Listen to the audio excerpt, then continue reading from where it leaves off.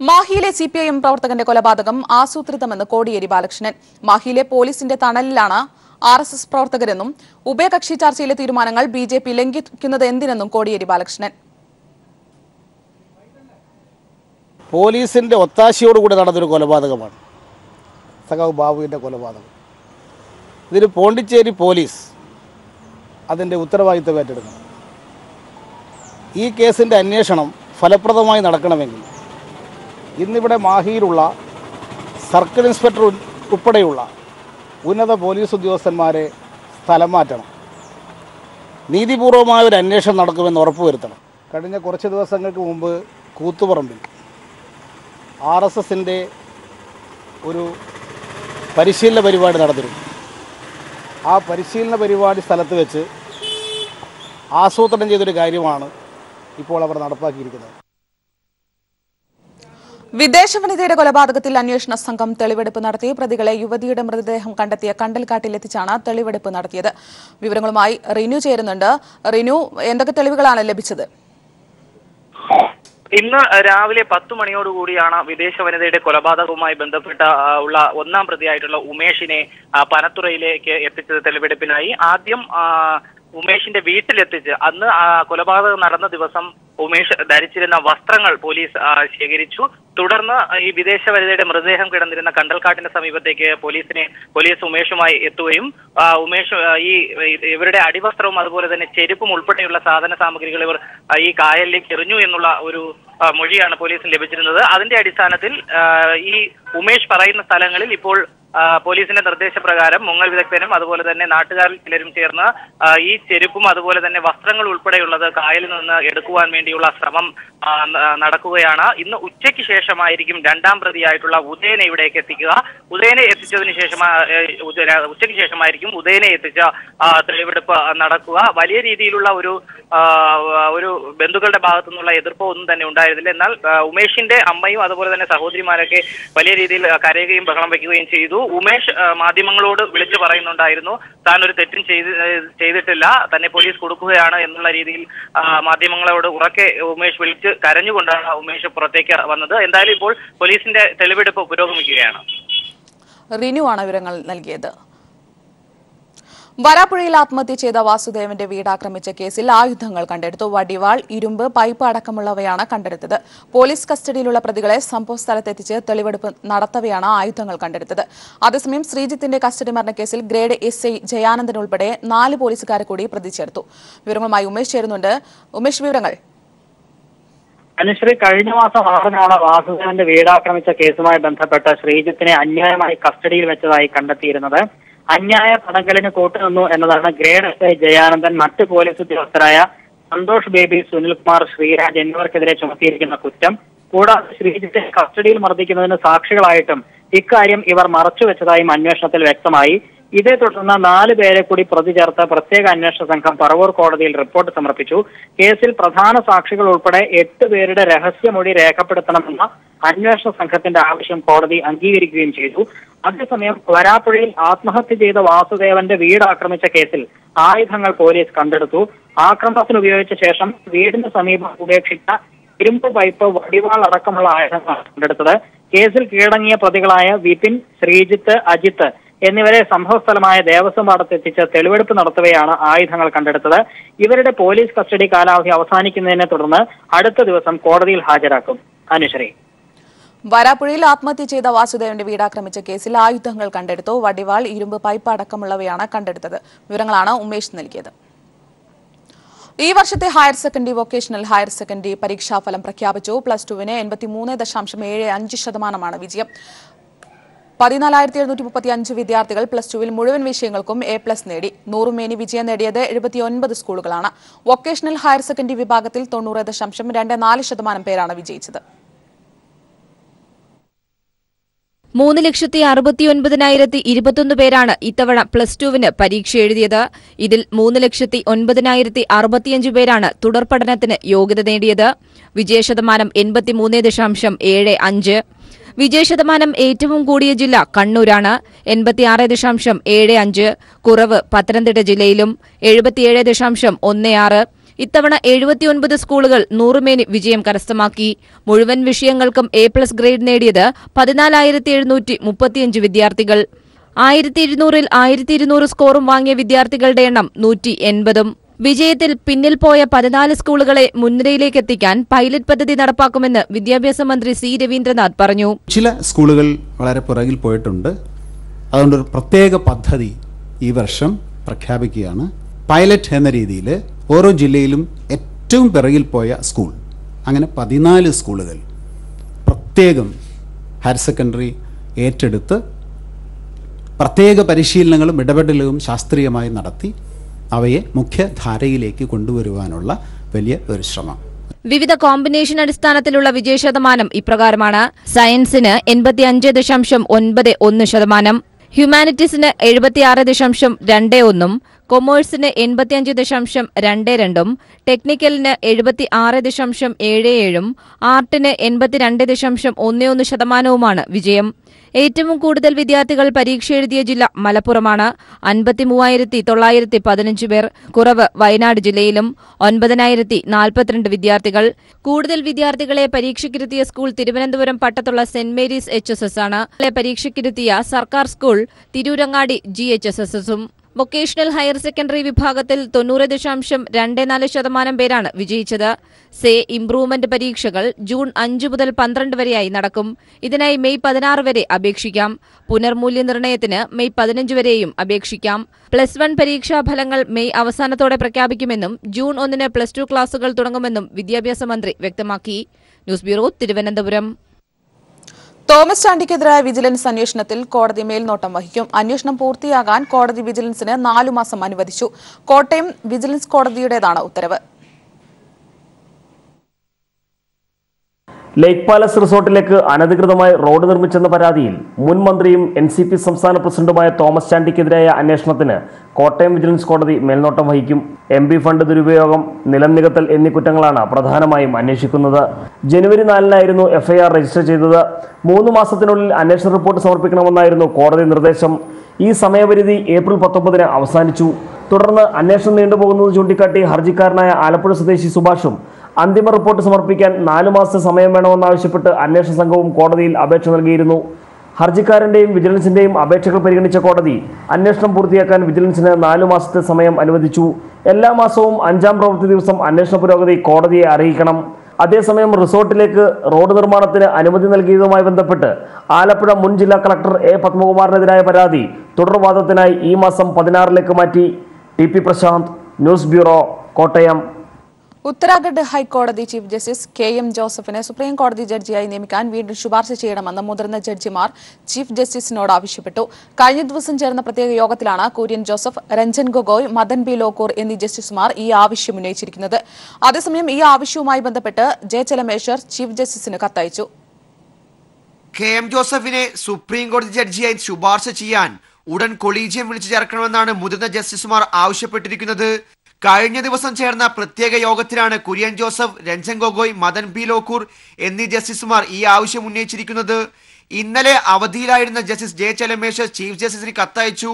Justice KM ജോസഫിന്റെ നിയമന ശുപാർശ പുനഃപരിശോധിക്കണമെന്നാവശ്യപ്പെട്ട് കേന്ദ്ര സർക്കാർ ഫയൽ തിരിച്ചയച്ചത് ചർച്ച ചെയ്യാൻ കൊളീജിയം യോഗം ചേർന്നിരുന്നെങ്കിലും നിയമന കാര്യത്തിൽ തീരുമാനമെടുത്തിരുന്നില്ല.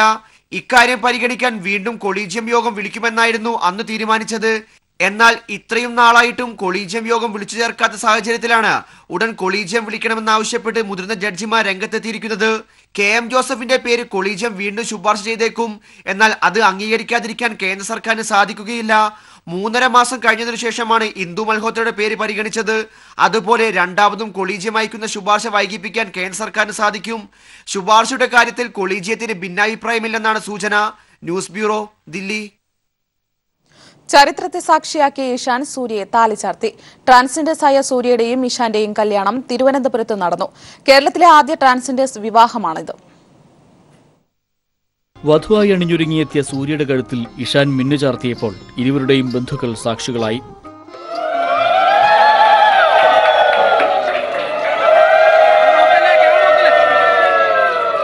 ചരിത്രത്തിൽ ആദ്യമായാണ് കേരളത്തിൽ ട്രാൻസ്ജെൻഡർ വിവാഹം നടക്കുന്നത്. സംഗീതത്തിന്റെ അകമ്പടിയോടെയായിരുന്നു ഇരുവരും വേദിയിലേക്കെത്തിയത്. ഹിന്ദുവായ സൂര്യയും മുസ്ലിമായ ഇഷാനും സ്പെഷ്യൽ മാരേജ് ആക്ട് പ്രകാരമാണ് വിവാഹിതരായത്. ട്രാൻസ്ജെൻഡർ ജസ്റ്റിസ് ബോർഡ് അംഗങ്ങളായ സൂര്യയും ഇഷാനും ലിംഗമാറ്റ ശസ്ത്രക്രിയയ്ക്ക് വിധേയരായിരുന്നു. അതുകൊണ്ടുതന്നെ ID കാർഡുകളിൽ സൂര്യ സ്ത്രീയും ഇഷാൻ പുരുഷനുമായാണ് രേഖപ്പെടുത്തിയിരുന്നത്. ഇക്കാരണങ്ങൾ കൊണ്ടുതന്നെ നിയമവിധേയമായി വിവാഹം നടത്താൻ തടസ്സങ്ങളൊന്നും ഉണ്ടായിരുന്നില്ല. ഇങ്ങനെ ജീവിക്കാൻ കഴിയുമെന്ന് തെളിയിക്കുക കൂടിയായിരുന്നു വിവാഹത്തിലൂടെ തങ്ങൾ ലക്ഷ്യം വെച്ചതെന്ന് ഇഷാനും സൂര്യയും പറഞ്ഞു. സന്തോഷത്തിലാണ്. ഏതായാലും ഇങ്ങനെ ഞങ്ങൾക്കും ജീവിക്കാൻ കഴിയും എന്ന് ഈ അവസരത്തെ എനിക്ക് പറയാനുള്ളൂ. ഞങ്ങളെ മനുഷ്യരായിട്ട് നിങ്ങളെ കാണാൻ കഴിയുന്നു. തങ്ങളെപ്പോലുള്ളവർക്കും ഒരു ജീവിതമുണ്ടെന്നും തങ്ങളെ മനുഷ്യരായി പരിഗണിക്കണമെന്നുമാണ് ഇവരുടെ ആവശ്യം. സമൂഹത്തിന് അംഗീകാരമാണ്. എന്നിരുന്നാലും വിമർശനം പറയുന്ന കുറേയേറെ സമൂഹം ഇന്നും നിലനിൽക്കുന്നുണ്ട്. എന്താണെങ്കിലും നമ്മൾ ഇത്ര പ്രവർത്തിച്ചാലും പറഞ്ഞാലും അതൊരിക്കലും മാറാനൊന്നും പോകുന്നില്ല. 100% അംഗീകാരമൊന്നും കിട്ടാനൊന്നും പോകുന്നില്ല. എന്തായാലും നല്ല രീതിയിൽ ഞങ്ങൾ ജീവിക്കും. ട്രാൻസ്ജെൻഡർ ജസ്റ്റിസ് ബോർഡിലെയും ഒയാസിസ് തിരുവനന്തപുരം ട്രാൻസ് കമ്മ്യൂണിറ്റിയിലെയും അംഗങ്ങളുടെ പിന്തുണയോടെയായിരുന്നു വിവാഹം. News bureau, Thiruvananthapuram. People impact തട്ടിപ്പിനിരയായി UAE കുടുങ്ങിക്കിടക്കുന്ന മലയാളികൾക്ക് പാസ്പോർട്ട് തിരിച്ചു നൽകി. പീപ്പിൾ വാർത്തയെ തുടർന്നാണ് ഇവർക്ക് പാസ്പോർട്ട് തിരിച്ചു നൽകിയത്. വിവരങ്ങളുമായി നിലിയ ചേരുന്നുണ്ട്. നിലിയ, എന്നിവർ നാട്ടിലേക്ക് എത്തും. എന്താണ് വിവരങ്ങൾ? UAEയിൽ കുടുങ്ങിക്കിടന്ന മലയാളികൾക്ക് തങ്ങളുടെ പാസ്പോർട്ട് തിരിച്ചു കിട്ടിയത് കഴിഞ്ഞ ദിവസം രാത്രി അവരുടെ അർബാബ് നേരിട്ടെത്തി പാസ്പോർട്ട് നൽകുകയായിരുന്നു. വാർത്ത വന്ന് 24 മണിക്കൂറിനകം എന്ന് തന്നെ നമുക്കിതിനെ വിശേഷിപ്പിക്കാം. കിളിമാനൂർ സ്വദേശികളായ 8 മലയാളികളാണ് ജോലി തട്ടിപ്പിനിരയായി ഫുജൈറയിൽ കുടുങ്ങിക്കിടക്കുന്നത്. ഇവർ ഇന്ന് നാട്ടിലേക്ക് തിരിക്കും എന്നാണ് പ്രതീക്ഷിക്കുന്നത്. കാരണം ഇവരിപ്പോൾ കുറച്ച് ആശങ്കയിലാണ്. ഇവർ എയർപോർട്ടിലെത്തിയാൽ മാത്രമേ ഫ്ലൈറ്റ് ടിക്കറ്റ് നൽകുകയുള്ളൂ എന്ന് അർബാബ് പറഞ്ഞിരിക്കുകയാണ്. ഇതുവരെ കൊടുക്കാനാണോ എന്ന ഒരു ചെറിയ സംശയം കൂടെ നിലനിൽക്കുന്നുണ്ട്. കാരണം 3 മാസത്തെ വിസിറ്റിംഗ് വിസയിലാണ് ഇവരെ ഫുജൈറയിൽ എത്തിച്ചത്. 3 മാസത്തിന് ശേഷം വിസിറ്റിംഗ് വിസ ജോബ് വിസയാക്കി മാറ്റാമെന്നായിരുന്നു കമ്പനി വാഗ്ദാനം നൽകിയിരുന്നത്. എന്നാൽ കഴിഞ്ഞ ഒക്ടോബർ 11, 16 തീയതികളിലാണ് ഇവരെ ഫുജൈറയിൽ ജോലിക്കായി എത്തിച്ചത്. അതുകൊണ്ട് തന്നെ ജനുവരിയിൽ ഇവരുടെ വിസിറ്റിംഗ് വിസയുടെ കാലാവധി അവസാനിക്കുകയായിരുന്നു. ഇവരുടെ വിസയുമായി ബന്ധപ്പെട്ട കാര്യങ്ങൾ കമ്പനിയാണ് നോക്കി നടത്തേണ്ടത്. പക്ഷേ കമ്പനിയുടെ ഭാഗത്തു നിന്നും അത്തരത്തിലൊരു നടപടി ഉണ്ടായിട്ടില്ല. അതുകൊണ്ട് തന്നെ എയർപോർട്ടിൽ ചെന്നാൽ ഇവർക്ക് ഓരോരുത്തർക്കും വൻ തുകയാണ് പിഴ അടയ്ക്കേണ്ടി വരിക. ഈ പിഴയെല്ലാം അടച്ചു എന്നാണ് അർബാബ് പറഞ്ഞിരിക്കുന്നത്. പക്ഷേ അതുമായി ബന്ധപ്പെട്ട രേഖകളോ മറ്റോ ഇവരെ കാണിച്ചിട്ടില്ല. എന്തായാലും ഇവർ ഇറങ്ങാൻ തന്നെയാണ് ഇന്ന് കരുതിയിരിക്കുന്നത്. അതായത് അർബാബ് വന്ന് പറഞ്ഞാൽ അതിനനുസരിച്ച് ഇറങ്ങാനും എയർപോർട്ടിൽ പോയാൽ എയർപോർട്ടിൽ ചെന്നിട്ട് അതിനനുസരിച്ച് മൂവ് ചെയ്യാനാണ് ഇവർ തീരുമാനിച്ചിരിക്കുന്നത്. നമ്മൾ നിരന്തരം അവരുമായി ബന്ധപ്പെട്ടുകൊണ്ടിരിക്കുകയാണ്. ഇപ്പോൾ അവർ അവിടെ നിന്നും ഇറങ്ങാനുള്ള തയ്യാറെടുപ്പിലാണ്. അനുശ്രീ, തട്ടിപ്പിനിരയായി UAEയിൽ കുടുങ്ങിക്കിടക്കുന്ന മലയാളികൾക്ക് പാസ്പോർട്ട് തിരിച്ചു നൽകി. പീപ്പിൾ വാർത്തയെ തുടർന്നാണ് ഇവർക്ക് പാസ്പോർട്ട് തിരിച്ചു നൽകിയത്. മലയാളികൾ ഇന്ന് നാട്ടിലേക്ക് മടങ്ങുമെന്നാണ് സൂചന. വിവരങ്ങളാണ് നിലിയ നൽകിയത്. ഇടവേള. വാർത്തകളിലേക്ക്. കോഴിക്കോട് ചാത്തമംഗലത്ത് തോക്ക് ചൂണ്ടി പണം കവർന്നു. പെട്രോൾ പമ്പിൽ നിന്നും തോക്ക് ചൂണ്ടി 1,80,000 രൂപയാണ് കവർന്നത്. ചാത്തമംഗലം കട്ടാങ്ങലുള്ള AEK പെട്രോൾ പമ്പിലാണ് സിനിമാ സ്റ്റഡിൽ മുഖംമൂടി ധരിച്ചെത്തിയ അക്രമി തോക്ക് ചൂണ്ടി പണം കവർന്നത്. ബുധനാഴ്ച രാത്രി 10 മണിയോടെയായിരുന്നു സംഭവം. 1,80,000 രൂപ നഷ്ടമായി. കനത്ത മഴയെ തുടർന്ന് പമ്പടച്ച് വീട്ടിലേക്ക് പോകാനിറങ്ങുന്ന സമയത്താണ് ഉടമ അനീഷയെയും ജീവനക്കാരനെയും ഭീഷണിപ്പെടുത്തി പണം കവർന്നത്. മുഖംമൂടി ധരിച്ചെത്തിയ അക്രമി പമ്പ് ജീവനക്കാരന്റെ തലയ്ക്ക് നേരെ തോക്ക് ചൂണ്ടി പണം ആവശ്യപ്പെട്ടെന്ന് ഉടമ അനീഷ പറഞ്ഞു. ഇവിടെ ഒരു ചെറിയ പയ്യൻ അവന്റെ നേരെ തലയിൽ തോക്ക് ചൂണ്ടിയിട്ട് ഇവിടെ ഇരിക്കുന്ന പയ്യനോട് മറ്റേ കൈയോട് ആക്ഷൻ കാണിക്കാം എടുക്കാൻ വേണ്ടിയിട്ട്. കനത്ത മഴ കാരണം വൈദ്യുതിയില്ലാത്ത സമയത്തായിരുന്നു കവർച്ച എന്നതും അക്രമിക്ക് സഹായമായി. വൈദ്യുതി മുടങ്ങിയതിനാൽ പമ്പിലെ CCTVയും പ്രവർത്തനരഹിതമായിരുന്നു. ഉടമയുടെ പരാതിയിൽ കുന്നമംഗലം പോലീസ് അന്വേഷണം ആരംഭിച്ചു. ഡോഗ് സ്ക്വാഡും വിരലടയാള വിദഗ്ധരും പമ്പിൽ പരിശോധന നടത്തി. News bureau, Kozhikode.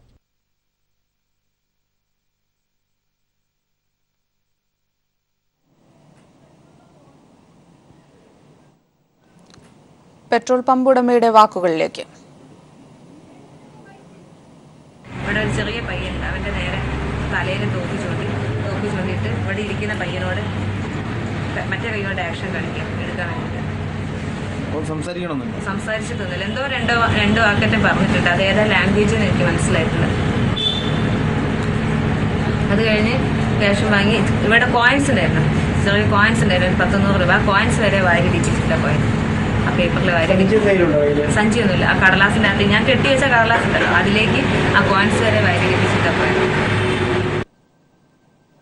ISRO ചാരക്കേസ് അന്വേഷിച്ച ഉദ്യോഗസ്ഥർക്കെതിരെ നടപടി ആവശ്യപ്പെട്ട് നമ്പി നാരായണൻ സമർപ്പിച്ച ഹർജിയിൽ ഇന്നും വാദം തുടരും.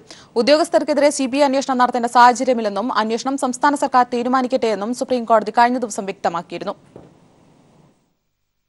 ചാരക്കേസ് അന്വേഷിച്ച സിബി മാത്യൂസ്, KK ജോഷിയോ, S വിജയൻ എന്നിവർക്കെതിരെ നടപടി ആവശ്യപ്പെട്ടുകൊണ്ട് നമ്പി നാരായണൻ കൊടുത്ത ഹർജിയാണ് സുപ്രീംകോടതി പരിഗണനയിലുള്ളത്. എന്നാൽ ഇവർക്കെതിരെ ക്രിമിനൽ പ്രോസിക്യൂഷൻ നടപടികൾക്ക് നിർദ്ദേശിക്കാനാവില്ലെന്ന് കോടതി വ്യക്തമാക്കിയിരുന്നു.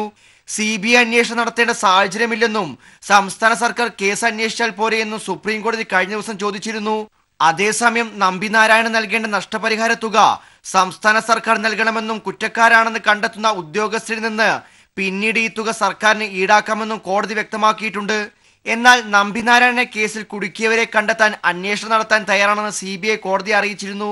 കേസിൽ കസ്റ്റഡി പീഡനം നടന്നിട്ടുണ്ടെന്നും നമ്പി നാരായണനെ കേസിൽ കരുതിക്കൂട്ടി കുടുക്കി പീഡിപ്പിക്കുകയായിരുന്നുവെന്നും ഇതിന് പിന്നിലുള്ളവരെ കണ്ടെത്തണമെങ്കിൽ വിശദമായ അന്വേഷണം ആവശ്യമാണെന്നും CBI കോടതി വ്യക്തമാക്കിയിരുന്നു. പക്ഷേ CBI അന്വേഷിക്കേണ്ടതാണ് സുപ്രീം കോടതി പരാമർശിച്ചിരിക്കുന്നത്. നഷ്ടപരിഹാരം 25 ലക്ഷമാക്കി ഉയർത്താമെന്ന് കോടതി പറഞ്ഞിരുന്നു. News bureau, Delhi. കർണാടക തെരഞ്ഞെടുപ്പിന്റെ പരസ്യപ്രചാരണം ഇന്ന് അവസാനിക്കും. കൊട്ടിക്കലാശം കൊഴുപ്പിക്കാൻ മുന്നണികൾ തകൃതിയായ പ്രവർത്തനത്തിലാണ്. പരസ്യപ്രചാരണം തീരുന്ന ഇന്ന് രാഹുൽ ഗാന്ധിയും സിദ്ധരാമയ്യയും മാധ്യമങ്ങളെ കാണുമെന്ന് അറിയിച്ചിട്ടുണ്ട്. മറ്റന്നാളാണ് രാജ്യം ഉറ്റുനോക്കുന്ന കർണാടക തെരഞ്ഞെടുപ്പ്. ഇതുവരെ പുറത്തുവന്ന സർവേകളിലെല്ലാം കോൺഗ്രസിനാണ് മുൻതൂക്കം പ്രവചിക്കുന്നത്. പ്രധാനമന്ത്രിയും അമിത്ഷായും നേരിട്ടാണ് കർണാടകയിൽ തെരഞ്ഞെടുപ്പിന് ചുക്കാൻ പിടിക്കുന്നതെന്ന പ്രത്യേകതയുണ്ട്. അതേസമയം മോദി വ്യക്തിപരമായ ആക്രമണം നടത്തുന്നുവെന്നും രാജ്യത്തെ പ്രശ്നങ്ങൾക്ക് മോദിക്ക് മറുപടിയില്ലെന്നും രാഹുൽ ഗാന്ധി പറഞ്ഞു.